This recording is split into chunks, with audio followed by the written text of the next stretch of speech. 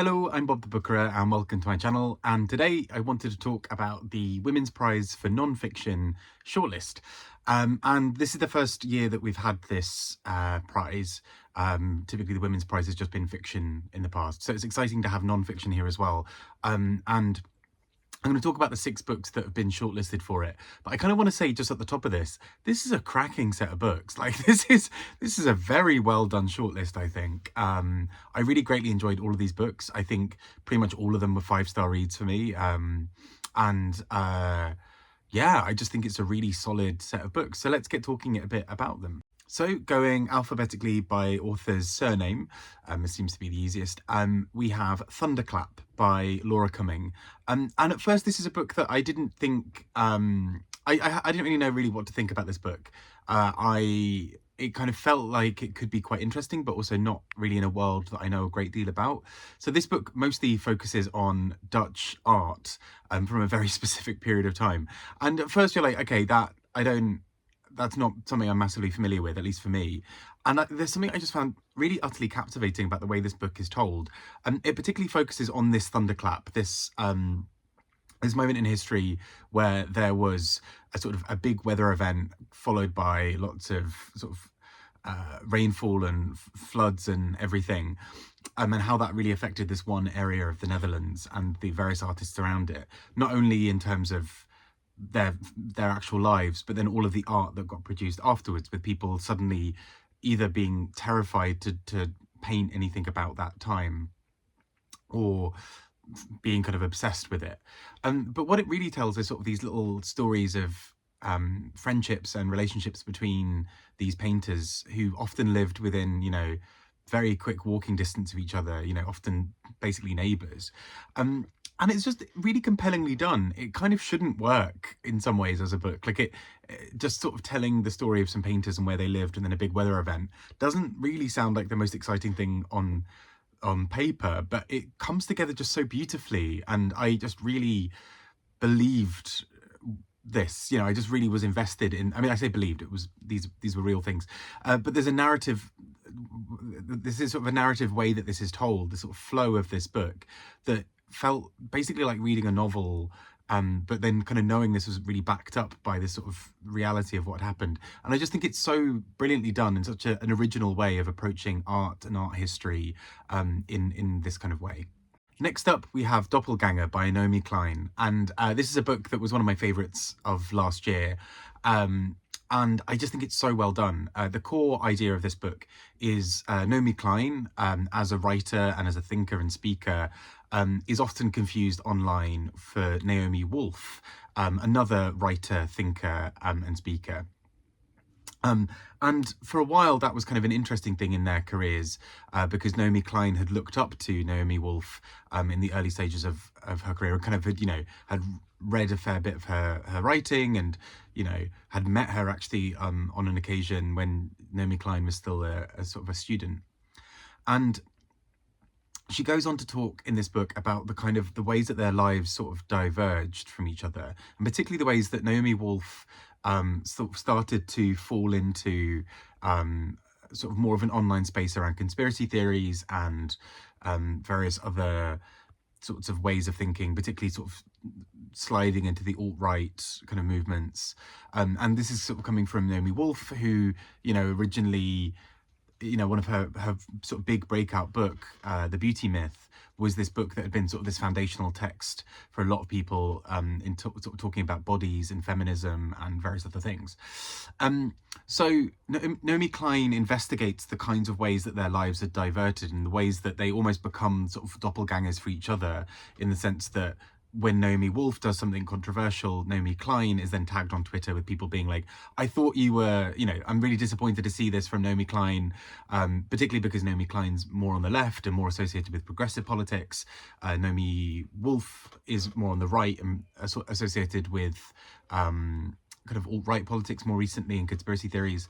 And so that's kind of part of the initial premise for this book. But where I think this book then really elevates itself to something even more fascinating is the way it then explores this idea of doppelgangers, the ways that we both create online selves that are different to our sort of IRL selves, the ways that we have the sort of doppelgangers, potentially other people in society or around who we could get confused for, and these various other ways that about kind of how we really understand our identity, particularly in the context of global surveillance, sort of wider sort of surveillance, and how that can sort of problematize how we see ourselves, particularly in an online sphere versus sort of real life sphere. Yeah, it's a just really, really fascinating book, and I think so well written and argued, and I just absolutely adore this book. I think it's a brilliant book. Next up, we have Tiya Miles with All That She Carried, and this follows. This is quite an interesting book in many ways, because this sort of follows this idea of a physical item, something called Ashley's sack, which was this sort of embroidered bag that had the bit that was embroidered in was basically sort of partly telling you about the contents of it, including very specific things about 3 handfuls, I think it was, of pecans, and a few other things. But this idea of this sort of historical thing, that this item sort of tracks the history of a family, of sort of several generations of a family, but then also sort of speaks to the lives of experiences of enslaved people in the US. And so there's this sort of historical record almost bound up in this physical item, and this book wants to sort of investigate that. And so probably of the list, I think this book reads in some ways slightly, it's probably the more academic book in terms of how it reads. I think it has a little bit more of a researched, all of these are very clearly researched, I should say, from the beginning. But this book sort of feels a little bit more like that kind of more traditional researched, we're kind of going here, I go to this institute, this thing happened, blah, blah, blah, But it also tells within that the narrative of these people's lives and how this item came to be, how it then came to be sort of preserved and looked after or found, and then sort of some of the wider ramifications. And something where I think this book does something quite interesting is at one point it kind of explores the wider world of this and kind of unpicks it. So it looks at the handfuls of pecans and is sort of trying to understand, like, why is that relevant? And secondly, what does that tell us? And actually there's a sort of bit in this book where it talks about pecans being grown in a very specific place, having a very specific purpose. They were often used by lots of Native American peoples because they were very high fat and protein and stored well. So they were a kind of good winter food. And so this then sort of suggests, well, actually, maybe this was the way that the sort of the enslaved people within this book survived the meager rations that they were being given by the families who owned them. And yeah, kind of it just does this really interesting thing. And I think, yeah, although I probably I gave this book 4 stars as opposed to 5, I think, for everything else, but I still think this is a really well done book. And I think it's such an important story that I don't think I'd ever heard of or anything kind of like this. And so this book feels like this book is almost doing that same thing of them preserving the story and history for years to come and kind of continuing that line, which I think is really important. Next up, we have A Flat Place by Noreen Masud. And this is a gorgeous memoir that looks at Noreen Masud's life, particularly in the kind of shadows of various big things. So not only sort of various relationships that she has with Pakistan and the UK, both of which are countries that she's spent a lot of time in, has grown up in, has some kind of personal relationship to, but also sort of in the shadow of her father. But her father kind of is also part of that story of the places, not only because of how he might have moved them around, but also his relationships to those places, but also Noreen Masud looking at her own health and mental health within all of this and sort of trauma responses. And so she starts talking about within nature that she really enjoys flat places because there's something that allows her to really clear out her head because there's nothing to be seen. Typically flat places are seen as a bit boring in terms of landscapes because people want to go and see these lush forests or mountains or whatever, and a flat place in nature might seem a bit dull by comparison. There's nothing for miles that you're seeing, but she really enjoys that and finds a real beauty in it. So this sort of hits this really interesting intersection of sort of nature writing about mental health, a memoir, and sort of talking about sort of sociopolitics of the UK and Pakistan, and then loads of other things in between. And that sounds like it should be a mess of a book. I think it's handled really beautifully. There's something about the thread that she sort of ties through all of this book that I think is so brilliant.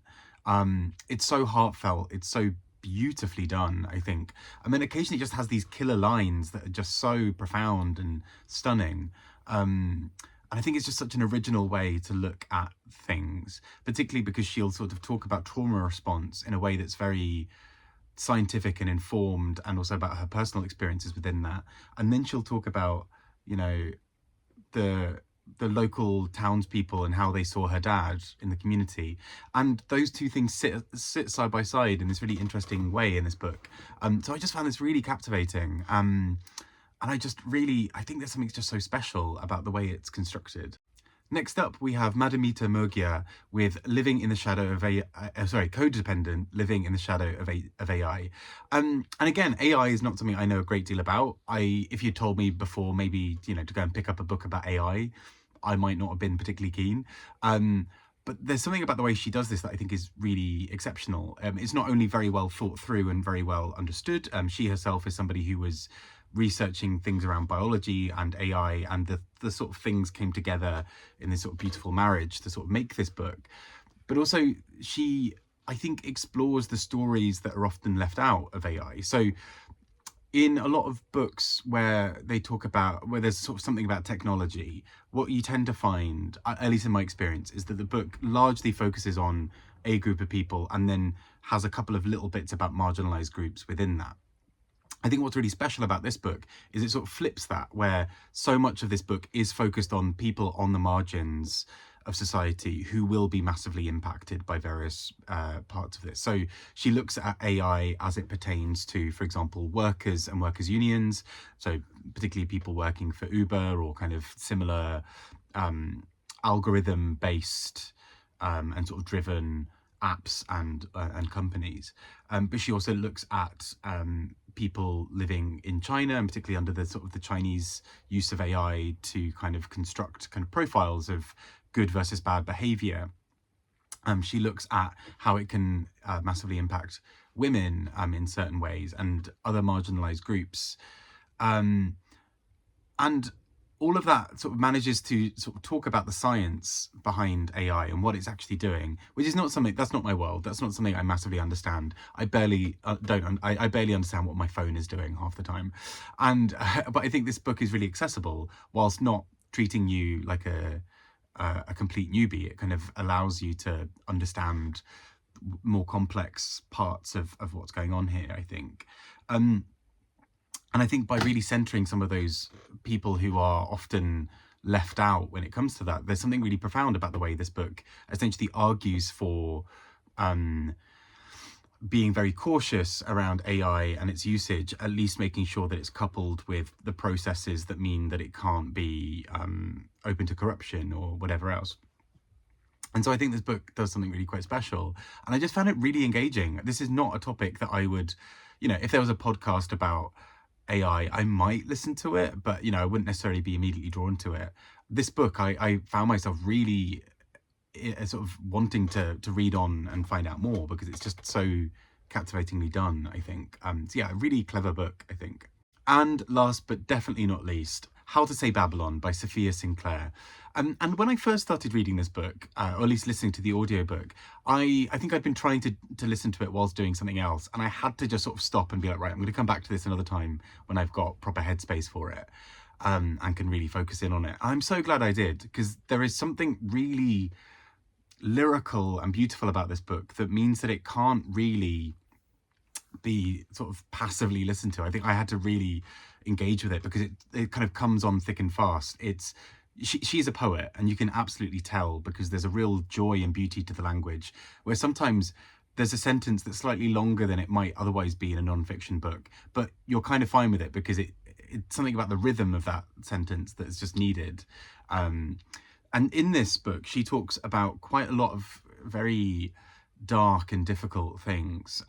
The Babylon part of the title of this book is a reference to sort of growing up in a Rastafari household, in which Babylon is the sort of the enemy, as it were, at least sort of under her father's sort of instruction, where Babylon is all kinds of things decadent and non-Rastafari, and the Rastafari way is the correct way in that household, and you know, you don't question that rule.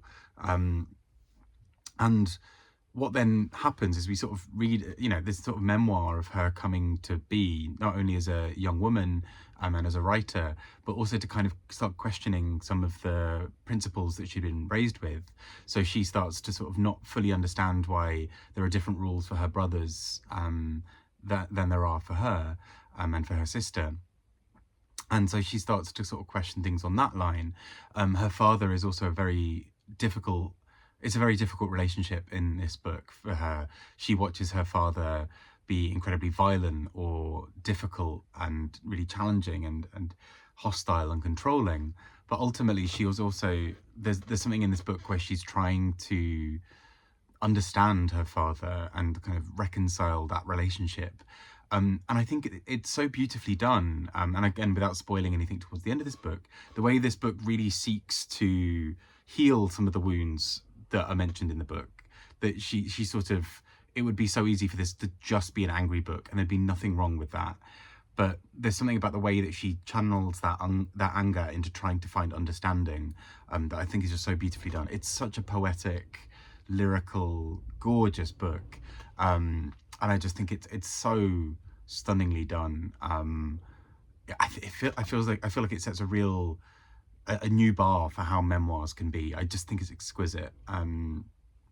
Yeah, really, really clever book. And so that kind of, those are the 6 books from the shortlist. As I mentioned, I think this is a cracking shortlist. I think this is really, really well kind of collated. I think this feels like such an interesting set of 6 books that talk about very different things, but also all of them challenge various ways that we write non-fiction, I think, or kind of expand the genre. You know, that this is not just a sort of a, even, you know, the most straightforward sort of memoir books within this, or straightforward non-fiction essay-based books within this, do something interesting and new.